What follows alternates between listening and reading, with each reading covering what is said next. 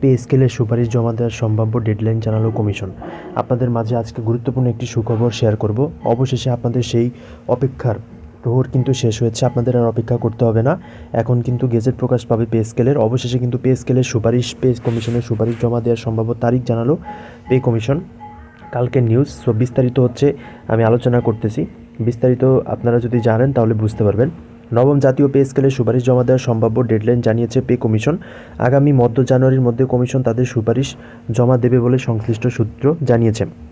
আমাদের কিন্তু অলরেডি 26 সাল শুরু হয়ে গেছে, আজকে কিন্তু 1 তারিখ। পে কমিশনের একটি সূত্র জানিয়েছে নবম পে স্কেলের গ্রেড সংখ্যা, সর্বনিম্ন এবং সর্বোচ্চ বেতন নির্ধারণ ছাড়াও আরও কিছু বিষয় এখনও চূড়ান্ত হয়নি। নবম পে স্কেল নিয়ে গঠিত জাতীয় বেতন কমিশনের গুরুত্বপূর্ণ এক সদস্য জানান, মধ্য জানুয়ারির মধ্যে কমিশনের সুপারিশ জমা দেওয়ার একটি বাধ্যবাধকতা রয়েছে। আমরা এর আগেও রিপোর্ট জমা দিতে পারি। পূর্ণ কমিশনের আরও একটি সভা করতে পারলে সুপারিশ জমা দেওয়ার সম্ভাব্য দিনক্ষণ আরও নির্দিষ্ট করে বলা যাবে। অর্থাৎ আমরা কিন্তু এটা আগেই বলেছি যে জানুয়ারির মধ্যেই কিন্তু আপনাদের পে কমিশনের রিপোর্টটি জমা দেওয়া হবে এবং খুব সম্ভবত জানুয়ারির মধ্যেই কিন্তু আমাদের কিন্তু এই কার্যক্রমটা শুরু হয়ে যাবে পে কমিশন বাস্তবায়নের। পে কমিশনের একটি সূত্র জানিয়েছে সরকারি কর্মকর্তা কর্মচারীদের বেতন গ্রেড নিয়ে 3 ধরনের চিন্তা করছে কমিশন। বর্তমানে সরকারি চাকরিজীবীদের 20টি গ্রেড রয়েছে। কমিশনের অনেক সদস্য মনে করেন বিদ্যমান গ্রেড সংখ্যা একই রেখে যৌক্তিক হারে বেতন ভাতা বৃদ্ধির সুপারিশও করতে।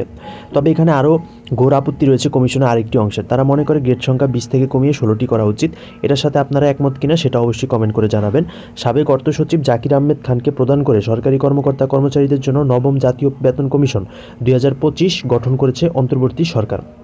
গত 27 জুলাই এ নিয়ে প্রজ্ঞাপন জারি করে সরকার। কমিশনের প্রথম দিনের সভার দিন থেকে 6 মাসের মধ্যে সরকারের কাছে একটি প্রতিবেদন দিতে বলা হয়। গত 14 আগস্ট নবম পে কমিশনের প্রথম সভা হয়েছে।